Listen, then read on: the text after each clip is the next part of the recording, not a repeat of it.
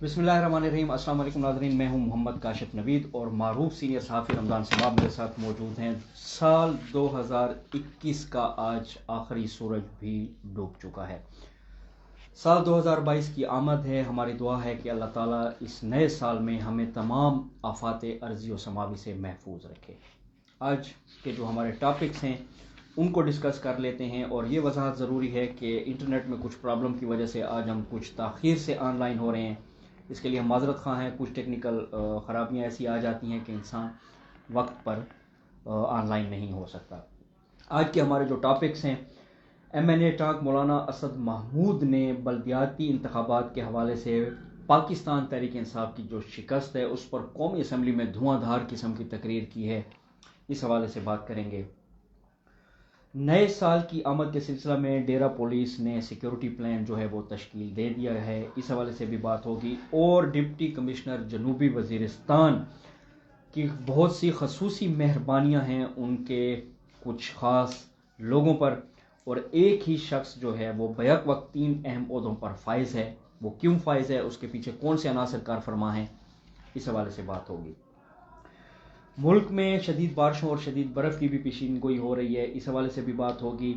साबका फाटा के प्रोजेक्ट मुलाजमीन जो है उनकी मुस्तकिल करने का उनका जो बिल है वो खैबर पख्तूनख्वा असम्बली में मंजूर हो चुका है। इस हवाले से भी बात होगी। 2021 के इख्तिताम पर जो रिपोर्ट जारी हुई है दहशतगर्दी के हवाले से पाकिस्तान में, उस हवाले से बात होगी कि दहशतगर्दी के वाक़यात में कमी आई या ज़्यादती हुई, और ये रिपोर्ट किसने जारी की। टांक में पुलिस और आर्मी के मुश्तरका इंटेलिजेंस ऑपरेशन में कलअदम तंजीम के 2 अहम कमांडर जहां भाग हो गए हैं। वो कौन थे और किस किस्म की सरगर्मियों में मुलव्विस थे, इस हवाले से भी बात होगी। पहाड़पुर पुलिस ने रुस्तम नामी शख्स के अंधे कत्ल का सुराग लगाया है। कैसे लगाया, इस हवाले से भी बात होगी। डेरा इस्माइल खान में चोरी की वारदातें फिर से बढ़ना शुरू हो गई हैं। गुज़श्ता प्रोग्राम में भी ये बात हुई थी, आज भी इस पर बात होगी। जनूबी वज़ीरिस्तान के जो ताजरान हैं उनका अफगानिस्तान के साथ मुज़ाकरात उनके हुए, कैसे हुए, इस हवाले पर भी बात होगी। प्रोवा का जो नौजवान है मोहसिन अब्बास 14 माह से गायब है। कहाँ है, किन के हाथों में है, कितना तावान तलब किया जा रहा है, इस हवाले से भी बात होगी। तहसील प्रोवा में ज़मींदारों को किस तरह लूटा जा रहा है, इस हवाले से भी बात होगी। नादरा के हवाले से डेरा के अवाम के लिए खुशखबरी है कि नादरा का जो मेगा सेंटर है वो रात गए तक खुला रहेगा। उसकी टाइमिंग क्या होगी, इस हवाले से बात करेंगे। और फिर DPO डेरा और IG खैबर पख्तूनख्वा के ऑडियो और वीडियो पैगाम की बात भी होगी। आलमी मजलिस तहफ़्फ़ुज़ ख़त्म नबूवत ने पाकिस्तान में एक एहतजाजी कॉल दी है, उस हवाले से भी बात होगी। कोरोना की क्या पोजीशन है फरवरी में, आने वाले फरवरी में क्या सिचुएशन होगी, इस हवाले से भी बात होगी। यूनिवर्सिटीज़ का काम तलबा को तालीम की शम्मा से रोशनास कराना है, वाइस चांसलर गुमल यूनिवर्सिटी साहब ये कहते हैं, इस हवाले से भी बात होगी। तो चलते हैं अपने नए पहले टॉपिक की तरफ। और नया साल है, 2022 की आमद है। आज 2021 का सूरज जो है वो आखिरी डूब चुका है। हम सब की दुआ है कि अल्लाह ताला हम सब को अपने हिफ्ज़ व अमान में रखे आने वाले नए साल में, और तमाम आफात अर्जी और समावी जो हैं उनसे महफूज फरमाए। रमज़ान भाई, पुलिस ने नए साल की आमद पर कुछ सिक्योरिटी प्लान जो है वो तश्कील दिया है। इस हवाले से कोई इन्फॉर्मेशन अगर आपके पास हो तो। काशिफ भाई बहुत शुक्रिया। बिस्मिल्लाहिर्रहमानिर्रहीम। काशिफ भाई ने ताख़ीर की माजरत चाहिए है, हम भी माजरत करते हैं क्योंकि कोई 5-7 मिनट इंटरनेट में कोई कनेक्शन में कोई मसला आ रहा था, जिसकी वजह से हम 7:30 बजे आपके सामने पेश नहीं हो सके। तकरीबन 7-8 मिनट के बाद पेश हुए। अच्छा, कल नया साल है 2022। इंशाल्लाह ज़िंदगी रह गई तो हम उठेंगे तो नया साल होगा। इस साल का इख्तिताम 12 बजे हो जाएगा। बिल्कुल। अच्छा, सुबह से ही बल्कि 3-4 दिनों से पुलिस एक चीज़ पर चीख रही है, और वो चीज़ इतनी सख्त थी कि हार्ड थी कि IGP ने उसके ऊपर आज वीडियो पैगाम जारी किया है। अच्छा। IG साहब ने पहले नए साल की मुबारकबाद पेश की, फोर्सेस की कुर्बानियों की बात की, अवाम की कुर्बानियों की बात की, لا اینڈ آرڈر قائم کرنے میں کیا مشکلات پیش آئی ان کی بات کی. لاسٹ میں انہوں نے کہا ہے کہ ایریل فائرنگ سے گریز کیا جائے. آپ کی وقتی خوشی کسی بھی قیمتی جان کا ضیاع ثابت ہو سکتی ہے. اس ایریل فائرنگ کو روکنے کے لیے خصوصی طور پہ انہوں نے ایک ویڈیو پیغام جاری کیا, اور اس کا مطلب ہے کہ یہ انتہائی اہمیت کا حامل ٹاپک ہے. بالکل. اچھا, ہم بالکل نہیں سمجھتے, ہمارے جو نوجوان ہیں, جو منچلے ہمارے نوجوان ہیں, ابھی تھوڑی دیر بعد جب ہم یہ پروگرام ختم کر لیں گے, تقریباً 12 سے پہلے ان کی تیاریاں ہیں, مکمل ہیں. انہوں نے سیلنسر نکالے ہوئے ہیں, اور انہوں نے پسٹل بھی ان کے پاس ہیں, اور مختلف چیزیں انہوں نے رکھی ہوئی ہیں, جو غل غپاڑہ جو کر سکتے ہیں وہ کریں گے. اچھا, اس چیز سے نپٹنے کے لیے میں ڈی اے خان کی بات کروں گا. کہ پی کے میں تمام ڈی پی اوز نے اپنے سیکیورٹی پلان بنائے ہیں, تمام نے پیغامات بھی جاری کر دیے. جب ان کے آئی جی پی کہہ رہے ہیں تو آٹومیٹکلی تمام ڈی پی اوز نے کام کیا. 300 اضافی نفری لگائی گئی ہے. مختلف پلگ پوائنٹس بنائے گئے ہیں, داخلی خارجی راستوں پر بھی پولیس ٹھہرا دی گئی ہے. اچھا, اور اس کے ساتھ مختلف چوکوں کے اوپر پولیس موبائلیں ٹھہرا دی گئی ہیں. ایلیٹ فورس ان کے ساتھ ہے. منچلے نوجوانوں کو ایریل فائرنگ سے اور یہ غل غپاڑے سے اور یہ جو بغیر لائسنس یہ جو سیلنسر نکال کر موٹر سائیکل جو فضا میں ایک شور پیدا کرتے عوام کو جو تنگ کریں گے, اس کے لیے بھی حکمت عملی ہو رہی ہے. اگر کچھ نوجوان اپنے ذہن میں یہ ارادہ رکھتے ہیں کہ ہم ایریل فائرنگ کر کے بھاگ جائیں گے, یا ہم موٹر سائیکل بغیر سیلنسر کے نکال کر چلے جائیں گے, آج ان کے لیے ممکن نہیں ہے. کیونکہ 100 پولیس ٹریفک کانسٹیبل ہے, وہ علیحدہ تعینات ہیں, اور ان لوگوں کو سمجھ بھی نہیں آئے گی کہ وہ کیا کارروائی کر رہے ہیں. کیونکہ مختلف چوکوں پر جہاں سے ان کو امید ہے کہ جہاں سے لوگ نکلیں گے, انہوں نے اپنی گاڑیاں بالکل اندھیرے میں ٹھہرا دی, اور پولیس رائڈر انہوں نے بالکل تیار کیے ہوئے ہیں, اور 2 پولیس رائڈر ہیں ان کے پاس ڈنڈے. ہم ان کو نہیں بتا سکتے کہ انہوں نے کیا پلان تیار کیا. بہرحال اگر نوجوان غل غپاڑے کرنے کا ارادہ رکھتے ہیں تو پولیس بھی ان کے لیے تیار ہے. اور ہم اس فورم کے ایک اپیل کرنا چاہتے ہیں کہ ہوائی فائرنگ سے گریز کریں. خدارا ساتھ والا پڑوسی تو تنگ ہوتا ہی ہوتا ہے, اگر خدا نہ خواستہ بالکل وہی گولی آ کر آپ کے کسی بھائی یا آپ کے کسی رشتہ دار کو لگتی ہے تو آپ کو کیا فائدہ ہے. اور اچھا, فائرنگ سے فائدہ کہ آپ یہ ثابت کرنا چاہتے ہیں کہ آپ فائر کر سکتے ہیں. اچھا, فائر کرنا ہے تو آپ کہیں اور چلے جائیں نا, خدا کے نام لیں, اور آج کے دن خدا آج فائرنگ نہ کریں, ان چیزوں سے بچیں, غل غپاڑہ سے بچیں. نئے سال ہیں, کوئی اسلامی طریقے سے گزاریں. اگر آپ نے اسلامی طریقے سے نہیں گزارتے تو پارٹی کر لینا, کسی ہوٹل میں دوستوں کو پروگرام دے دیں, کسی ہوٹل کے کمرے میں چلے جائیں. اس قسم کی اپنا جو خوشی ہے نا اوروں کو پر ظاہر مت ہونے دو, اس قسم کی خوشی نہ ظاہر ہونے دیں. اور خوشی کا اظہار کرنا چاہتے ہیں تو آپ لائٹنگ کر لیں, کوئی اس قسم کا فنکشن کر لیں, کوئی اچھے سے پروگرام ارینج کر لیں, اور ان چیزوں سے بچ جائیں. بالکل قرآن خوانی کر لیں کہ تاکہ آنے والا جو سال ہے وہ اگر وہ نہیں کرتے تو خیر پارٹی کر لیں. بالکل پارٹی کر لیں. تو سب سے پہلی بات تو یہ ہے کہ نئے سال کی آمد پر ہمیں جو خوشی ہو رہی ہے, اس خوشی کو منانے کے بہت سارے طریقے ہیں, لیکن یہ غل غپاڑہ اور یہ چیزیں نہیں ہونی چاہیے. سال کے 365 دن پچھلے گزر گئے, ہم نے کیا کھویا کیا پایا. اگر پایا ہے تو اس کا شکر ادا کرنا چاہیے, اور اگر کھویا ہے تو کوشش کرنی چاہیے کہ آئندہ ایسی کوتاہیوں سے ہم بچ سکیں. بہرحال ڈیرہ پولیس نے نئے سال کی آمد پر جو سیکیورٹی پلان تشکیل دیا ہے, اس میں مخصوص مقامات پر سیکورٹی میں اضافہ بھی کیا گیا ہے, سیکورٹی کو ہائی الرٹ بھی کیا گیا ہے, ناکہ بندی کے جو پوائنٹس ہیں ان میں بھی اضافہ کر دیا گیا ہے. اور جیسا کہ رمضان بھائی نے بتایا 300 کے قریب اضافی سیکورٹی اہلکار جو ہیں وہ اپنی ڈیوٹیز سر انجام دیں گے, اور جو رائڈر ہیں ٹریفک پولیس کے وہ اس کے علاوہ ہوں گے. بہرحال رمضان بھائی کل بھی ہم نے بات کی تھی ایک جرگے کے حوالے سے, ذلی خیل قبائل کا جرگہ تھا. انہوں نے کہا تھا کہ جی ڈپٹی کمشنر صاحب جو ہیں جنوبی وزیرستان کے وہ ہمیں نہیں ملتے اور پھر ہمارے مسائل نہیں سنتے, تو اس پر ہم پھر ایک جرگہ کریں گے. آج ٹانگ میں ان کا جرگہ بھی ہوا.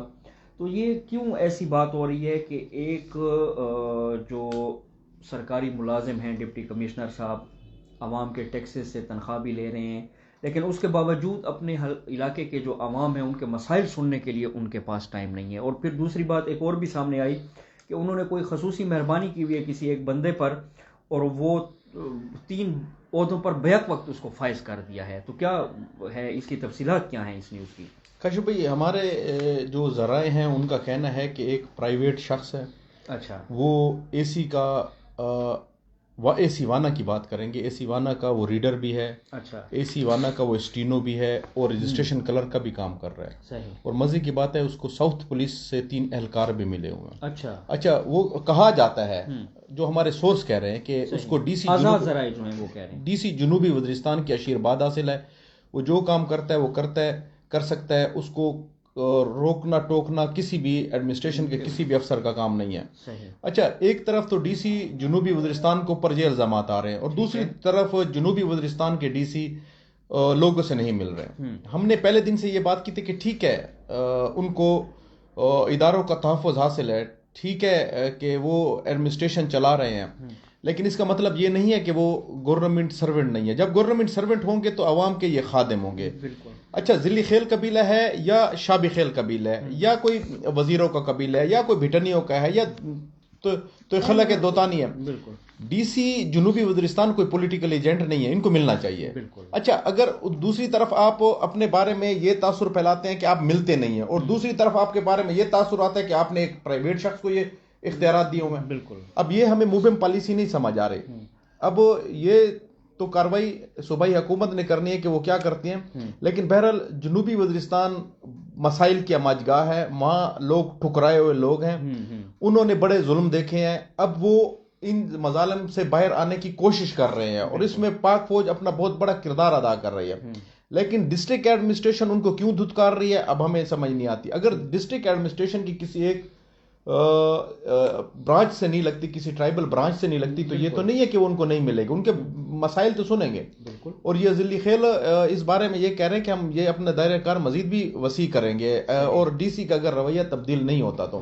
اور یہ مجھے لگتا ہے کہ یہ جو بات چلی ہے 3 عہدے والی پرائیویٹ شخص والی, اس کے اوپر انویسٹیگیشن بھی ہو گئی ہے, کوئی ادارے اس کے اوپر کام بھی کرنا انہوں نے شروع بھی کر دیا. صحیح, بہت اچھی بات ہے. ایک سرکاری اہلکار جو ہے اگر وہ کسی ایسے علاقے میں بیٹھا ہے جو کافی عرصے کے بعد وہاں پر لوگ جو ہے اپنے مسائل ان سے بیان کر سکتے ہیں, تو ان کو اس بات پر ضرور توجہ دینی ہوگی کہ وہ لوگوں سے ملیں, ان کے مسائل سنیں, اور پھر ان کے حل کے لیے کوئی نہ کوئی لاہ عمل بھی بنائیں. محکمہ موسمیات نے ملک گیر شدید بارشوں اور شدید برف باری کی پیشن گوئی جو ہے وہ کر دی ہے. تو 1-2 دن میں محکمہ موسمیات کا کہنا ہے کہ یہ بارشیں جو ہیں شروع ہو جائیں گی. بہرحال اچھی بات ہے, اگر بارشیں شروع ہو جاتی ہیں تو موسم میں تھوڑا سا نکھار آ جائے گا. ہاں یہ ہے کہ پھر بارشوں کی وجہ سے لوڈ شیڈنگ میں آپ کو مزید تھوڑا سا اضافہ دیکھنے میں آئے گا. بہرحال یہ تو اب وقت کے ساتھ ڈیپینڈ کرتا ہے کہ کس طرح بارش ہوتی ہے اور اس میں کتنی لوڈ شیڈنگ ہوتی ہے. لوڈ شیڈنگ ایک ایسا معاملہ جو ہے, ایک ایسا سفید ہاتھی بن چکا ہے کہ ہم اس سے چھٹکارا حاصل نہیں کر پا رہے. بہرحال رمضان بھائی, ایک یہ جو ہمارا سابقہ فاٹا تھا اور اب ضم شدہ ہو گیا خیبر پختونخوا میں, اس کے جو کچھ پروجیکٹ ملازمین تھے ان کو مستقل کرنے کا جو بل ہے وہ خیبر پختونخوا اسمبلی میں منظور ہوا ہے. تو مجھے تو یوں لگ رہا ہے کہ کیسے ان اضلاع میں اب بلدیاتی الیکشن بھی ہونے والے ہیں, تو کیا یہ سیاسی سکورنگ تو نہیں ہو سکتی کہ ان ملازمین کو ہم نے بحال کر مستقل کر دیا اور اب ان سے ہم ووٹ بھی لے لیں گے آئندہ بلدیاتی انتخابات میں, حکومت یہ چاہتی ہو.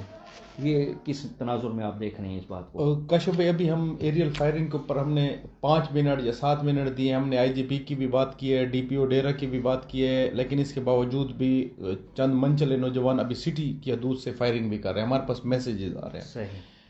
ہم پولیس سے یہ مطالبہ کرتے ہیں کہ وہ ساتھ والے جو پڑوسی ہیں وہ ان کو اطلاع دیں, کیونکہ فائرنگ کا ان کو پتہ ہے, اور ان لوگوں کو پکڑوائیں, کیونکہ یہ ان کو ابھی سے یہ پکڑوا دے, کیونکہ یہ دوبارہ اس قسم کی کوئی حرکت نہیں کریں گے, کیونکہ ابھی ٹائم ہے, لوگ نکلے ہوئے ہیں, اور یہ خدا نخواستہ ایریل فائرنگ کسی کی بھی جان لے سکتی ہے. اچھا, یہ جو آپ نے فاٹا پروجیکٹ کی بات کی ہے, اس کا کہ پی کے اسمبلی سے وزیر اعلیٰ کی کوششوں سے بل بھی منظور ہو گئے, اور یہ ایسے وقت میں ہوا ہے جہاں بلدیاتی الیکشن ہوا چاہتا ہے. اچھا, کچھ جو لوگ کہہ رہے ہیں جو سیاسی حواس رکھتے ہیں, ہوش رکھتے ہیں, ان کا کہنا ہے کہ یہ ایک بلدیاتی الیکشن میں ایک رشوت دی جا رہی ہے, کیونکہ فاٹا پروجیکٹ کے جو جتنے بھی ملازمین تھے ان کا تعلق زیادہ تر فاٹا سے تھا, سابقہ فاٹا سے تھا. اب ان کے جتنے بھی پروجیکٹ ہیں ان کے جو ملازمین کو انہوں نے مستقل کر دیا ہے, اور یہ بہت بڑی خوش آئند بات ہے. ہم تو ان کو مبارکباد پیش کریں گے, کیونکہ کافی عرصے سے یہ بیچارے ایڈھاک پر کام کر رہے تھے.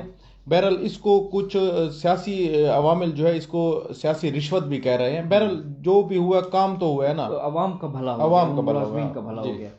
تو یہ اگر سیاسی رشوت ہے یا جو بھی ہے، اس حوالے سے یہ سیاسی رشوت کی بات آئی تو آپ نے 70 کروڑ روپے جاری کیے، آپ نے لوگوں کو پروجیکٹ دینے کا لالچ دیا، اور اس بات کے باقاعدہ آڈیو اور ویڈیو کلپس بھی موجود ہیں۔ یہ بات کی ہے MNA ٹانک مولانا اسد محمود صاحب نے کل جو قومی اسمبلی کا اجلاس ہوا، اس کے اندر ایک بڑی زبردست قسم کی دھواں دھار تقریر انہوں نے کی، اور پھر اسد کیسر صاحب نے ان کا مائک بھی بند کیا، بعد ازاں پھر ان کا مائک کھول دیا گیا۔ تو انہوں نے کہا کہ بلدیاتی الیکشن کے دوران آپ نے لوگوں کو اقتدار سے دھمکانے کی کوشش کی، آپ نے کروڑوں روپے جاری کیے، اور پھر اس کے آڈیو ویڈیو کلپس بھی ہمیں ملے، جس پر اسپیکر قومی اسمبلی اسد کیسر نے کہا کہ مولانا صاحب آپ کی یہ بات جو ہے یہ بالکل غلط بیانی ہے۔ اس پر مولانا صاحب نے کہا کہ خیبر پختونخوا اسمبلی میں آپ کے اسپیکر نے آپ کے اقتدار میں ہوتے ہوئے بھی آپ کی پارٹی کو مسترد کیا، آپ کے پروجیکٹس کو مسترد کیا، اور آپ کے پیسوں کو بھی مسترد کیا۔ اس بات پر پھر اپوزیشن ارکان نے ڈیسک بھی بجائے۔ مولانا اسد محمود صاحب کا کہنا تھا کہ باقی اضلاع چاہے وہ سندھ ہیں، بلوچستان ہیں یا پنجاب ہیں، اور خیبر پختونخوا کے وہ اضلاع جہاں پہ بلدیاتی الیکشن ہونے جا رہے ہیں، تو ان میں ایک مرتبہ پھر تحریک انصاف کو جو ہے وہ شکست ہوگی۔ اور پھر انہوں نے اس بات کو نوٹس میں لایا اسپیکر صاحب کے کہ 66 تحصیلوں میں آپ صرف 15 تحصیلیں ایسی ہیں جو آپ جیت چکے ہیں۔ پھر انہوں نے کہا کہ 2.5 ارب روپے اور 70 کروڑ کا لالچ گپ شپ نہیں ہوتا، کیونکہ اسپیکر اسد کیسر صاحب نے ان سے کہا تھا کہ گپ شپ کے طور پر ایک بات کرتے ہیں کہ مولانا صاحب آپ کے اپنے علاقوں میں بھی آپ کی جو پوزیشن ہے وہ اچھی نہیں ہے۔ اور اس بات کا انہوں نے پھر جواب دیا تھا کہ 2.5 ارب روپے اور 70 کروڑ روپے کی جو باتیں ہو رہی ہوتی ہیں، لالچ عوام کو دیا جا رہا ہوتا ہے، یہ گپ شپ نہیں ہوتی، بلکہ یہ ایک حقیقت ہے اور اس کو ہمیں تسلیم کرنا ہوگا۔ تو اپوزیشن ارکان نے اس بات پر شیم شیم کے نعرے بھی لگائے، اور پھر مولانا اسد محمود صاحب نے کہنا تھا کہ باہر کی پالیسیوں پر آپ عمل درآمد کرتے ہیں، اور ان باہر کی پالیسیوں سے ہی اپنی معاشی پالیسیاں جو ہیں وہ تشکیل دیتے ہیں۔ یہ انتہائی شرم کی بات ہے، اور ان 3.5 سالوں میں آپ نے خارجہ پالیسی کے ساتھ ساتھ معاشی پالیسیوں کا بھی جنازہ نکال دیا ہے۔ انہوں نے کہا کہ آپ لوگ کسی سے نہیں ڈرتے، نہ عوام سے ڈرتے ہیں، نہ آپ سینٹ سے ڈرتے ہیں، نہ آپ اپوزیشن سے ڈرتے ہیں، نہ آپ سرکاری ملازمین کو کچھ سمجھتے ہیں، نہ طلباء کو، نہ اساتذہ کو۔ تو ہمیں بتائیں کہ وہ کون سا ایسا ادارہ ہے جس سے آپ خوف محسوس کرتے ہیں، تاکہ ہم عوام کے حقوق کی آواز لے کر اس ادارے کے پاس جائیں اور پھر وہ ہماری داد رسی کریں۔ انہوں نے کہا کہ آپ نے قومی اسمبلی کو اتنا بے توقیر کر دیا ہے کہ آپ اپوزیشن کی بات تک نہیں سنتے۔ تو یہ کل کی نوک جھونک تھی قومی اسمبلی کے اندر۔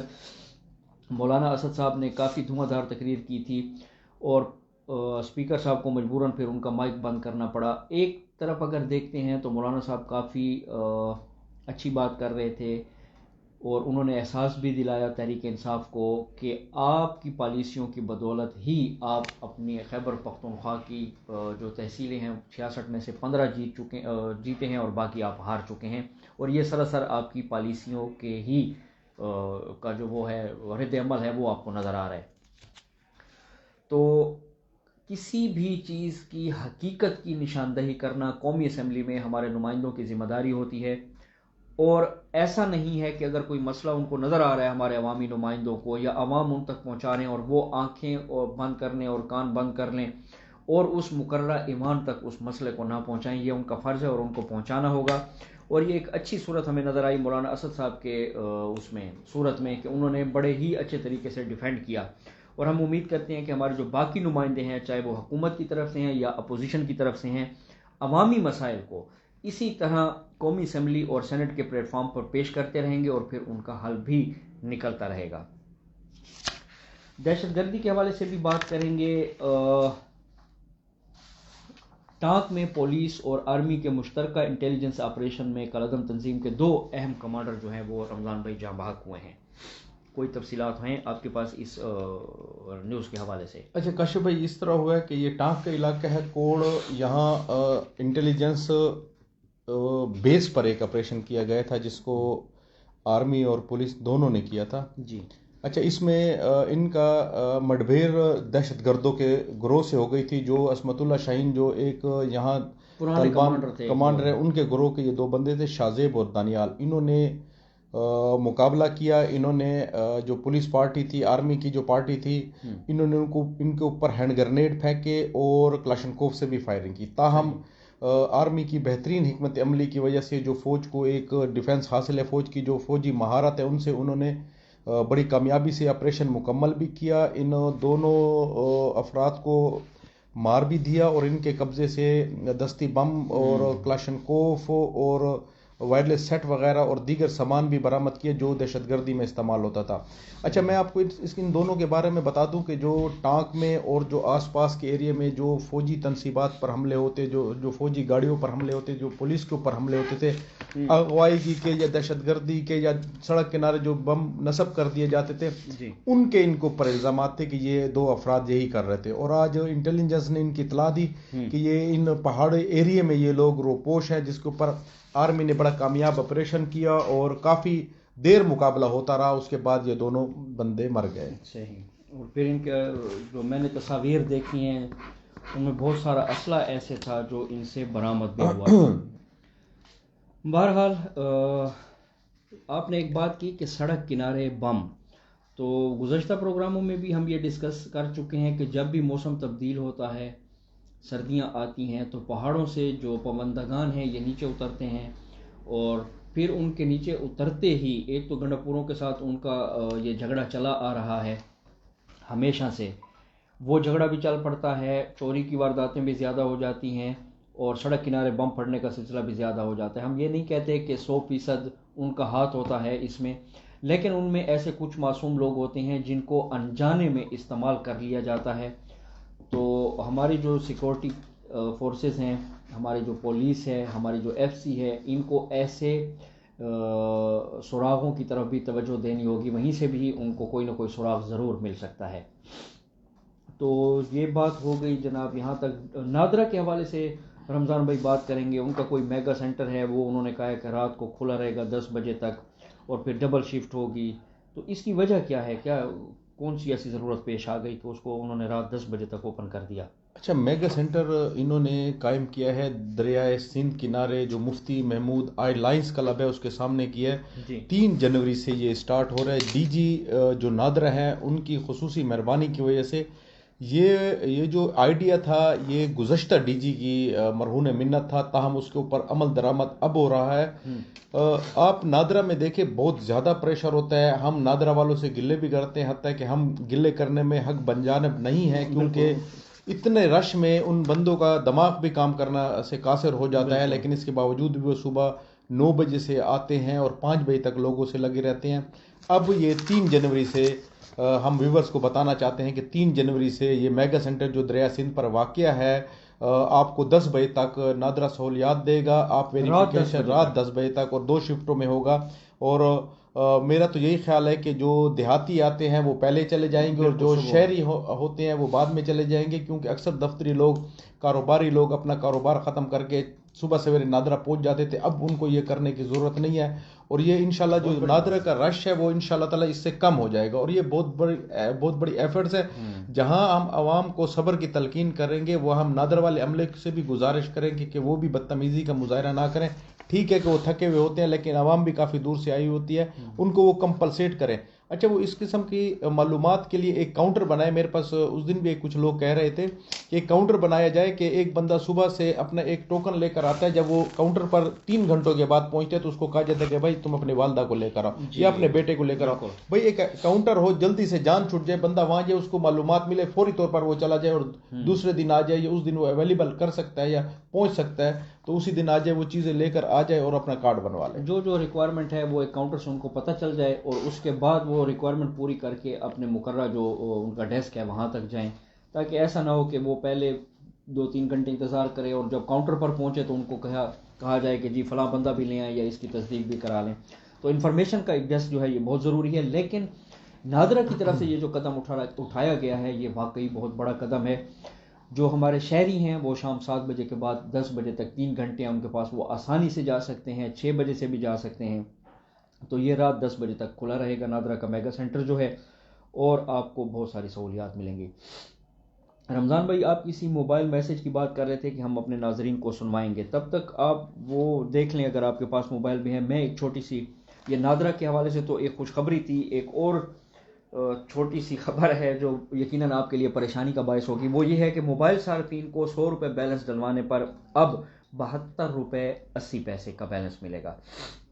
وفاقی حکومت کے منی بجٹ میں ٹیلی کام سروسز پر ایڈوانس ٹیکس کی شرح 10% سے بڑھا کر 15% کیے جانے سے ₹100 کا بیلنس چارج کرنے والے صارفین کو اب ₹72.80 ملیں گے، اور منی بجٹ کی جو تجویز تھی اس کے مطابق اب صارفین کے ₹100 کے بیلنس میں سے ایڈوانس ٹیکس کی مد میں ₹13 کی کٹوتی ہوتی تھی، اس سے قبل ₹9.10 کی کٹوتی ہوا کرتی تھی۔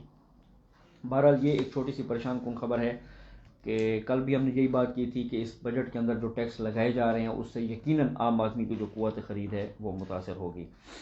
تو رمضان بھائی آپ کوئی وہ وائس میسج کے بارے میں بات کر رہے تھے کہ وہ ہم سنوانا چاہیں گے، تو وہ اینڈ پر سنوائیں گے یا آپ پہلے؟ میرے خیال سے اینڈ پہ سنوا دیتے ہیں۔ چلیں وہ اینڈ پر سنائیں گے۔ تو ہم اپنے نیکسٹ ٹاپک کی طرف چلتے ہیں۔ جنوبی وزیرستان میں کا جو صدر مقام ہے وانا، وہاں کی جو تاجر برادری ہے انہوں نے امارت اسلامی افغانستان سے کامیاب مذاکرات کیے ہیں، کیونکہ تجارت کافی عرصے سے رکی ہوئی تھی۔ انگور اڈا پر جو ہمارا بارڈر ہے وہ بند تھا، تو یہ کس قسم کے مذاکرات تھے اور اب وہ کھول دیا گیا ہے بارڈر کو یا نہیں رمضان بھائی؟ اچھا، انگور اڈے پر جو پاکستان اور افغانستان کو ملانے والا بارڈر ہے وہ آج کھول دیا گیا ہے۔ اچھا، یہ گزشتہ کئی ماہ سے بند تھا۔ اس میں تاجران اور افغانستان کی جو حکومت تھی ان کا ایک مسئلہ چل رہا تھا۔ پہلے طالبان آنے سے پہلے جو ٹرانزٹ جو تھی، ایکسپورٹ تھی، وہ ہو جاتی تھی، کچھ ان کے مسئلے مسائل تھے، لیکن جب سے طالبان آئے تھے تو یہ معاملہ بالکل رک گیا تھا۔ بالکل۔ اچھا، اس حوالے سے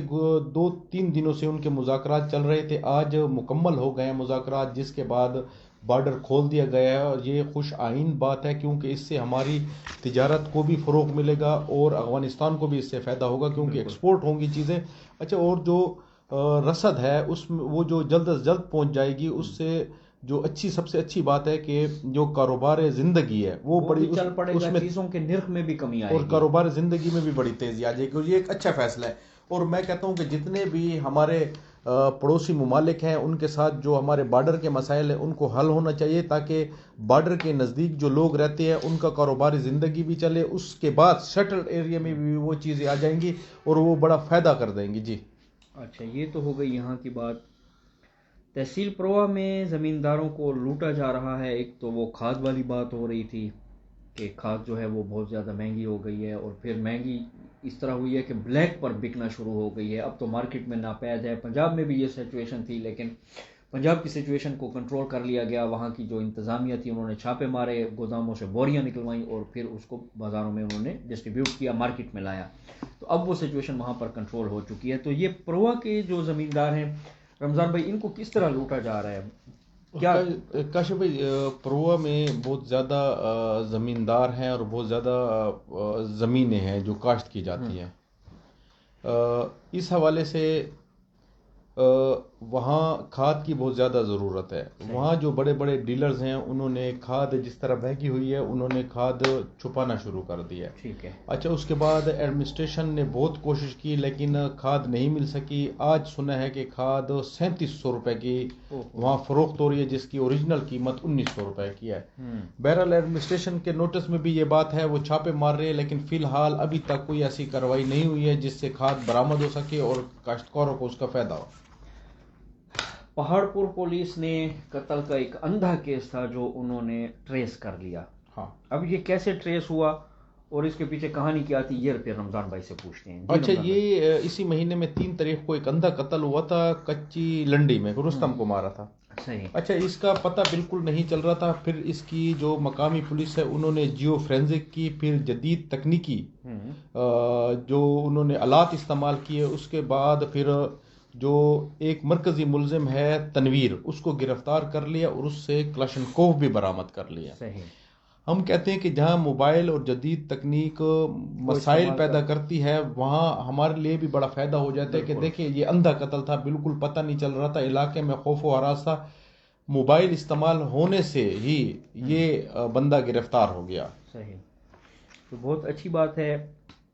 یہاں ایس ڈی پی او پہاڑ پور سرکل عالمگیر خان تھے اور انہوں نے ایس ایچ او پہاڑ پور سمر عباس اور دیگر نفری کے ساتھ چھاپا مارا اور بہت سی جدید قسم کی ٹیکنیکس انہوں نے استعمال کی، اور پھر سوراخ سے سوراخ، کڑی سے کڑی ملاتے ہوئے وہ اس ملزم تک پہنچے اور پھر اس کو انہوں نے مجرم ثابت کر دیا۔ ڈیرہ اسماعیل خان کے شہر و اطراف میں چوری ڈکیتی اور رازدانی کی وارداتوں میں دن بدن اضافہ ہوتا جا رہا ہے. جہاں پولیس ایک طرف کرائم کے سلسلے میں نمٹنے کی بھرپور کوشش کر رہی ہے، دوسری جانب ہم پولیس سے یہی گزارش کریں گے کہ جتنا جلدی ممکن ہو سکے کوئی ایسی اسٹریٹجی بنائیں تاکہ عوام کو ہر روز آنے والی ان چوری ڈکیتی کی وارداتوں اور رازدانی کی جو وارداتیں ہو رہی ہیں ان سے نجات مل سکے. تو یہ بات ہو رہی ہے رمضان بھائی پولیس کے حوالے سے. میرے پاس ایک نیوز آئی ہوئی تھی کہ وہ بھی اسی طرح پولیس کے حوالے سے تھی اور پروا کے حوالے سے تھی کہ پروا کا ایک نوجوان ہے محسن عباس جو 14 ماہ سے غائب ہے. تو اس کے غائب ہونے کے پیچھے کوئی کہانی، کوئی تاوان طلب کیا گیا یا نہیں، کوئی اس حوالے سے نیوز ہے آپ کے پاس؟ یہ کاشف بھائی 4 نومبر 2020 سے غائب ہے. 4 نومبر 2020 سے. صحیح.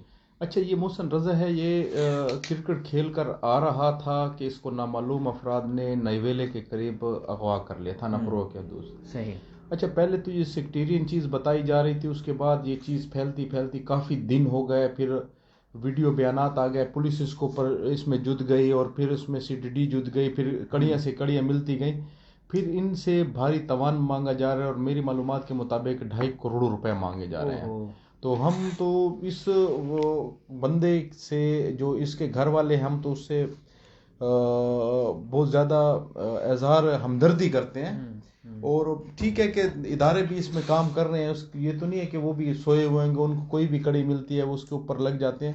لیکن مسئلہ یہ ہوتا ہے کہ کچھ اغوائیاں غلط فہمی کی بنیاد پر بھی ہو جاتی ہیں، اور مجھے لگتا ہے کہ یہ بھی غلط فہمی کی بنیاد پر ہو گئی ہے، کیونکہ اس کا والد غریب آدمی اور چوکیدار ہے، اسکول میں چوکیدار ہے. اس کے پاس کس طرح کروڑوں روپے تاوان ادا کر بس اس لیے میں کہتا ہوں اب اس کو 14 ماہ ہو گئے، ان کے گھر کے حالات بہت زیادہ دگرگوں ہیں. انہوں نے بہت زیادہ اپیلیں کی ہیں، الیمین کے پاس بھی گئے ہیں، IGP کے بھی پاس گئے ہیں اور متعلقہ MNA کے پاس بھی گئے ہیں، لیکن فی الحال کچھ بھی نہیں ہو رہا.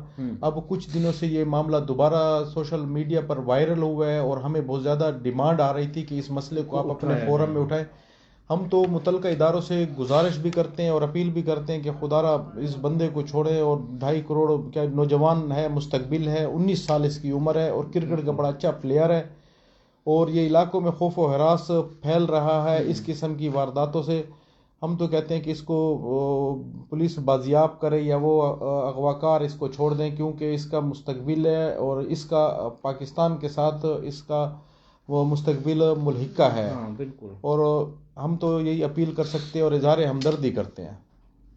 اچھا، مجھے یہ بتائیں آج کے لیے آپ کے پاس کوئی بریکنگ نیوز بھی ہے یا نہیں؟ وہ آج کچھ نہیں ہے، امن ہے. اچھا، ایک تو کاشف ابھی بتانی نہیں ہے، اگر ہے تو وہ اپنے پاس رکھیں، وہ پھر پروگرام کے اینڈ پر بتائیں گے. ہے اس کا مطلب ہے آج آپ کے پاس کچھ ہے. آپ چلے تو پھر آئے کر لیں گے. چلیں آگے چلتے ہیں جی. کل ایک خبر آئی تھی کہ پشاور کے جو نو منتخب میئر ہیں انہوں نے کہا تھا کہ سنیما بند کیے جائیں گے. آج انہوں نے تردید کی کہ نہیں جی ایسی کوئی بات نہیں، میرے پاس تو ابھی اختیار ہی نہیں ہے اس بات کا. کچھ ہے آپ کے پاس؟ اچھا، کل سٹی میئر زبیر علی خان نے کے طرف سے یہ بیان جاری ہوا تھا یا ان کے کسی بندے نے یہ بیان جاری کیا تھا کہ سٹی میئر نے پشاور میں تمام سنیما گھر بند کرنے کا اعلان کیا، یا انہوں نے یہ بات اپنی نجی محفل میں کہی تھی؟ اچھا، یہ بات اتنی وائرل ہوئی ہے کہ اس کو بتایا گیا ہے کہ یہ اختیار آپ کے پاس نہیں ہے، یہ اختیار ڈسٹرکٹ ایڈمنسٹریشن کے پاس ہے. اس کے بعد انہوں نے اپنا یہ بیان بدلا ہے کہ بھائی میرے پاس یہ اختیار نہیں اور نہ میں نے یہ بیان دیا ہے. حتیٰ کہ بات وہیں چلتی ہے جہاں نکلتی ہے، جب بات ہوتی ہے تو نکلتی ہے نا، ایسے بات نہیں نکل سکتی. بالکل. تو نیکسٹ ہمارے پاس ہے کہ ٹی آئرن گارڈر ایسوسی ایشن کا قیام جو ہے ڈیرہ اسماعیل خان میں عمل میں لایا گیا ہے، اور انہوں نے کہا ہے کہ یہ جو جبری ٹیکس رجسٹریشن کے طور پر ہمارے اوپر لگایا جا رہا ہے یہ ہمیں نامنظور ہے. اگر اس کو ختم نہیں کیا جاتا تو ہم FBR دفتر کے گھیراؤ اور احتجاج کا فیصلہ انہوں نے کیا ہے. ان کی کوئی نو منتخب کابینہ کی حلف برداری کی تقریب تھی، Faisal girder T iron centre ہے قریشی موڑ پر، وہاں منعقد ہوئی، اور پھر تاجران نے اس پر ایک مشاورتی اجلاس بھی طلب کیا اور کہا کہ یہ جبری سیلز ٹیکس رجسٹریشن جو ہے ہم اس کو مکمل طور پر مسترد کرتے ہیں، اور اگر FBR نے نوٹسز کا یہ سلسلہ بند نہ کیا تو FBR ڈیرہ دفتر کے سامنے احتجاجی کیمپ لگائیں گے اور دفتر کے گھیراؤ سمیت احتجاج کا ہر آئینی حق جو ہے وہ ہم استعمال کریں گے. رمضان بھائی اس حوالے سے کوئی انفارمیشن ہے آپ کے پاس کہ یہ ٹی آئرن گارڈر ایسوسی ایشن کا قیام عمل میں آیا ہے اور انہوں نے اس طرح کے احتجاج کی کوئی وہ دی ہے، کال دی ہے؟ انہوں نے اصل میں آج جو جے یو آئی کے سٹی میئر کے امیدوار ہے حاجی کفیل نظامی، ان سے حلف لے لیا ہے. اچھا. اور انہوں نے یہ جو قرارداد ہے انہوں نے اسی اجلاس میں پیش کی ہے، اور انہوں نے کہا ہے کہ اچھا، وہ حلف جو انہوں نے لیا وہ نو منتخب کابینہ سے لیا یا احتجاج کے حوالے سے؟ نو منتخب کابینہ سے لیا. اس کے بعد اجلاس بیٹھے جس میں انہوں نے یہ فیصلہ کیا کہ ہم احتجاج کریں گے اگر ہمارے مطالبات نہ مانے گئے تو. ٹھیک ہے. اس کے بعد ایڈیشنل آئی جی ایف آئی اے ابو بکر خدا بخش نتھو کے حوالے سے خبر آ رہی ہے کہ وہ چونکہ ایک خاندانی قادیانی ہے، ان کو فوری طور پہ ہٹایا جائے. اب ان کی جو مدت ملازمت ہے وہ 6 جنوری 2022 کو ختم ہو رہی ہے، اور موجودہ حکومت جو ہے وہ اس کوشش میں ہے کہ اس کو ایکسٹینڈ کیا جائے. تو اس حوالے سے کوئی بات رمضان بھائی آپ کے پاس اگر ہو؟ وہ اس طرح ہے کہ یہ جو ایڈیشنل آئی جی خدا بخش نتھو کے بارے میں آپ بات کر رہے ہیں، ان کی 4 جنوری کو ان کی ریٹائرمنٹ بھی ہو رہی ہے. اچھا. اور مجلس حرار یا مجلس ختم نبوت مسلسل اس کے اوپر انہوں نے نظر رکھی ہوئی ہے، اور وہ حکومت سے مطالبہ کر رہے ہیں کہ قادیانی جتنے بھی عہدیدار ہیں ان کو ہٹایا جائے. میں آپ کی معلومات کے لیے ایک اور بات کر دوں کہ اس کے باوجود بھی ایف آئی اے میں بھی ایک بڑے عہدیدار قادیانی ہیں. اچھا. ہاں، وہ بھی ہے. ان کے خلاف بھی یہی جماعت دوبارہ احتجاج کر رہی ہے.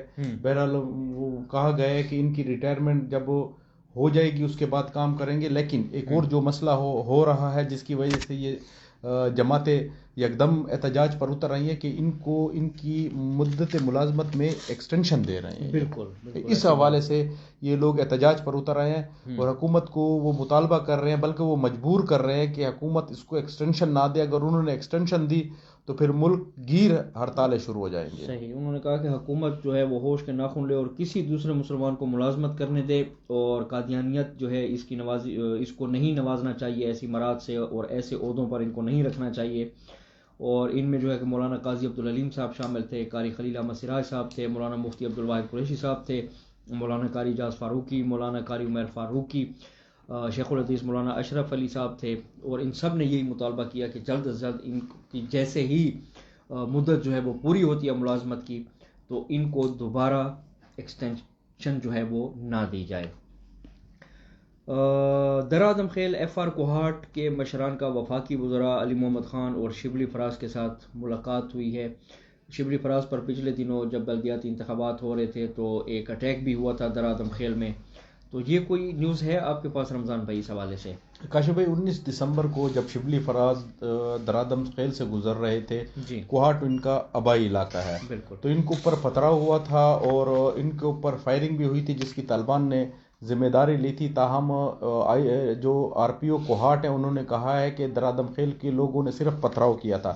آج علی محمد خان منسٹر بھی ان کے ساتھ تھے. ان دو وفاقی وزراء سے وہ مشران ملے ہیں، ان کے بارے میں اتفاق رائے قائم ہو گیا ہے. جو درآدم خیل کے جو مشر ہیں ان سے بھی بات ہو گئی ہے.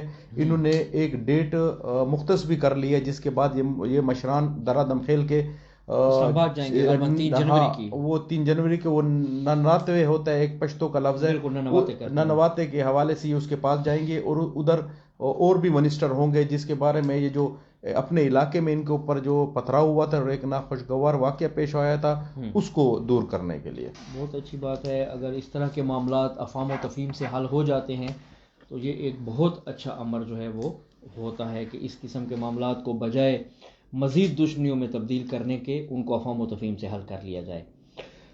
دوسری جانب ہمارے پاس جو نیوز آ رہی ہے وہ ماہرین صحت نے خبردار کیا ہے کہ ماہ فروری میں کورونا کی 5ویں لہر جو ہے یہ انتہائی شد و مد کے ساتھ آ سکتی ہے. ماہرین صحت کہتے ہیں کہ پاکستان میں اومیکرون کے کیسز کی وجہ سے فروری 2022 میں کرونا وائرس کی وبا کی 5ویں لہر جو ہے وہ آ سکتی ہے. پاکستان میں کرونا وائرس کی جنوبی افریقہ کی جو قسم ہے اومیکرون، اس کے 75 کیسز سامنے آنے پر ماہرین صحت نے کرونا وائرس کی وبا کو 5ویں لہر کے خدشات جو ہے وہ ظاہر کیے ہیں کہ یہ لہر جو ہے 5ویں بہت زیادہ خطرناک ہو سکتی ہے. بہرحال اللہ تعالیٰ سے دعا گو ہیں کہ وہ اس قسم کی آفات ارضی و سماوی جو ہے ان سے ہمیں محفوظ رکھے. بہت تیزی سے یہ کیسز اب سامنے آنے لگ گئے ہیں اور قومی ادارہ صحت جو ہے اس کے مطابق پاکستان میں سامنے آنے والے اومیکرون کے جو 75 کیسز ہیں ان میں سے 33 کراچی میں، 17 اسلام آباد میں، 13 لاہور میں اور 12 جو ہے وہ ایسے مسافروں سے رپورٹ ہوئے ہیں جو بیرون ملک سے پاکستان آئے تھے. تو یہ تو ہو گئی یہاں تک کی بات. اس کے بعد ایک خبر شیئر کرتے ہیں کہ بھارتی فوج کے ہاتھوں مزید 3 کشمیری معصوم جو ہے وہ شہید ہو چکے ہیں اور ان پچھلے 48 گھنٹوں میں شہید نوجوانوں کی تعداد جو ہے وہ 9 ہو چکی ہے. کشمیر میڈیا سروس جو کہتی ہے کہ قابض بھارتی فورسز نے سری نگر میں ان نوجوانوں کو شہید کیا ہے اور ان کو سرچ آپریشن اور محاصرے کی آڑ میں شہید کیا گیا ہے. کشمیر کے اندر ہمارا جو دشمن بیٹھا ہوا ہے یہ کافی عرصے سے اس قسم کی کارروائیاں کر رہا ہے اور پھر اس کی وجہ سے ہمارے جو کشمیری بھائی ہیں ان کو بہت زیادہ ظلم و ستم دیکھنا پڑتا ہے. پھر ان کے رشتہ دار پاکستان آزاد کشمیر میں آباد ہیں، پاکستان میں آباد ہیں، تو ان کو بہت زیادہ دکھ ہوتا ہے. تو اس مسئلے کا حل پتہ نہیں کتنے سالوں سے نہیں نکلا اور آگے کتنے سالوں تک نہیں نکلے گا.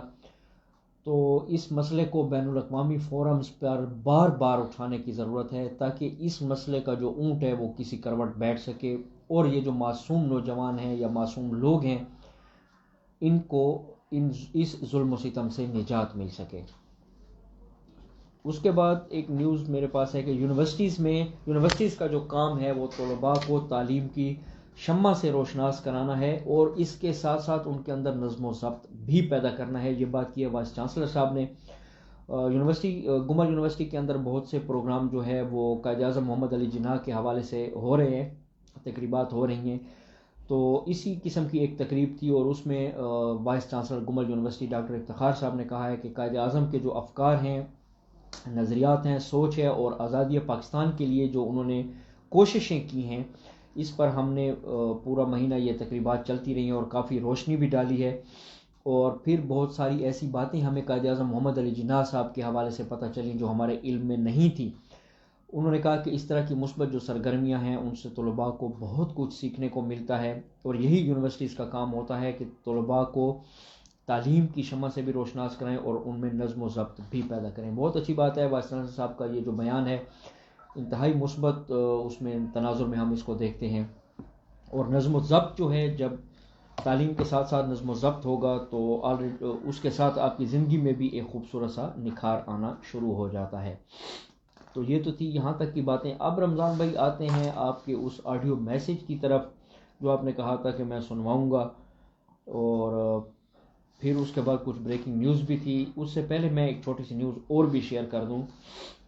سٹارٹ میں ہم نے کہا تھا کہ پاکستان میں 2021 میں جو واقعات ہیں ان میں کمی ہوئی ہے یا زیادتی، تو Pakistan institute for conflict and security studies یعنی پکس ادارے کا نام ہے، اس نے جو رپورٹ جاری کی ہے اس کے مطابق پاکستان میں سن 2021 میں دہشت گردی کے واقعات میں 56% اضافہ جو ہے وہ دیکھا گیا. اضافی ایسے واقعات ہوئے ہیں دہشت گردی کے جن میں بہت سارے معصوم لوگوں کی جان چلی گئی ہے. تو اس پر قابو پانے کے لیے ایک مضبوط اور جامع حکمت عملی جو ہے وہ ہمیں اپنانا ہوگی. گورنمنٹ کو اس پر سنجیدہ ہو کر کام کرنا ہوگا.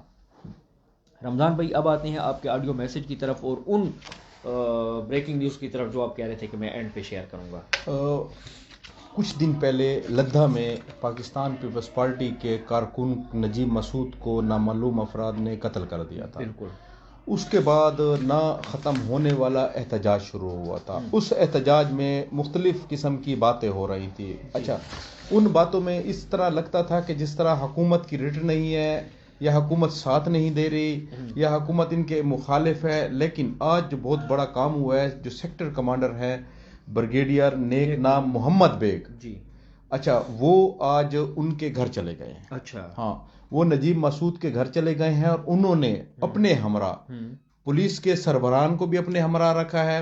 انہوں نے جو جنوبی وزیرستان کی ایڈمنسٹریشن ہے انہوں نے اے ڈی سی فعید اللہ اور اے سی سروکائی کو بھی اپنے ساتھ لے گئے. ان کے پاس گئے ہیں، دعا کی ہے اور ان سے اظہار ہمدردی کی ہے.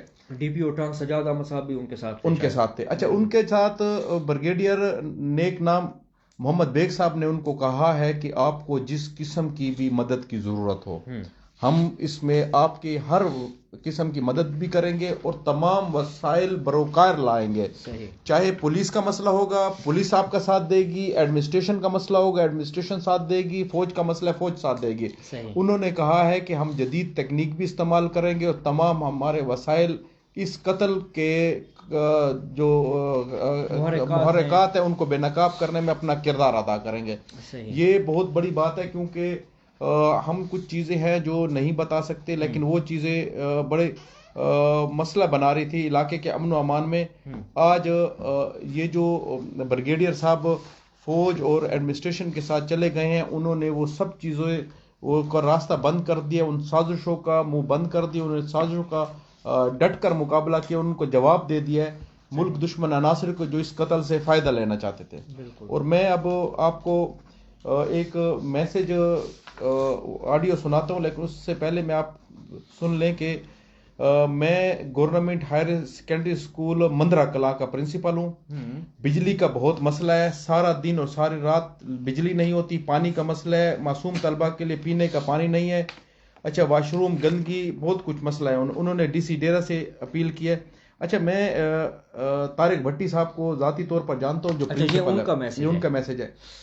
آپ اگر دیکھنا چاہتے ہیں تو آپ فجر کی نماز پڑھ کر توپا والا بازار پر آپ ٹھہر جائیں. طارق بھٹی صاحب ڈیلی جاتے ہیں اور وہ چوکیدار سے پہلے اسکول کا دروازہ کھولتے ہیں. وہ واحد میرے خیال سے واحد پرنسپل ہیں جو چوکیدار سے بھی پہلے پہنچ جاتے ہیں، کیونکہ ان کا مقصد یہی ہے. ان کا پورا جو گھرانہ ہے وہ تعلیمی گھرانہ ہے اور ان کے والد بھی بہت بڑے ماہر تعلیم تھے اور طارق بھٹی صاحب کا بھی تعلق ان سے ہے.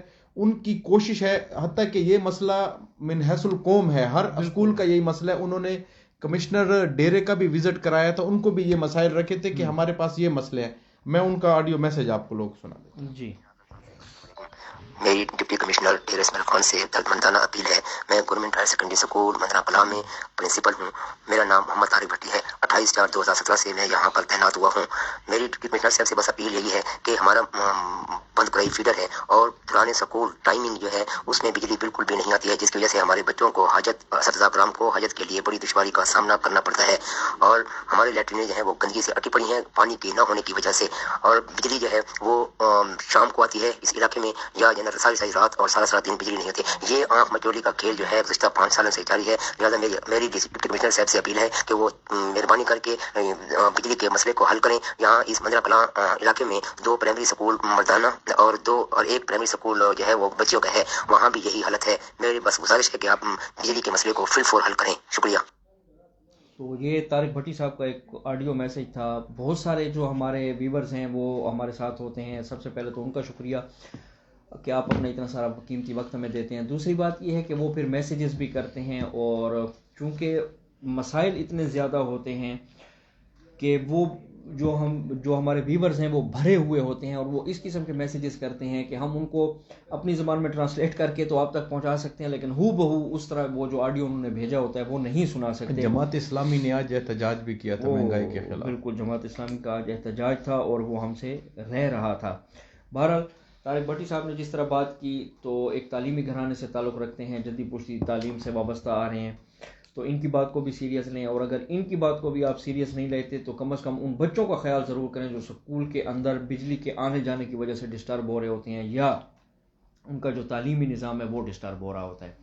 جماعت اسلامی نے کافی بڑا احتجاج بھی کیا مہنگائی کے حوالے سے. رمضان بھائی کل انہوں نے کہا تھا کہ ہم نے پورے صبح میں کال دے دی ہے. اب ان کے اس احتجاج کا وہ نتیجہ جو ہے وہ کیا نکلتا ہے، کیا حکومت کے کان پر جوں رینگتی ہے یا نہیں رینگتی، لیکن فی الحال یہ آثار نظر آ رہے ہیں کہ حکومت کے کان پر کوئی جوں نہیں رینگنے والی. جس طرح کل کے منی بجٹ میں ٹیکسز لگائے گئے، ہو سکتا ہے کہ آئندہ جو بجٹ ہوگا جون میں اس میں مزید ٹیکسز بھی لگائے جائیں. بہرحال یہ تو آنے والا وقت بتائے گا. آج 2021 کا اختتام ہوا. 2022 کا نیا سورج ہمارے لیے آپ کے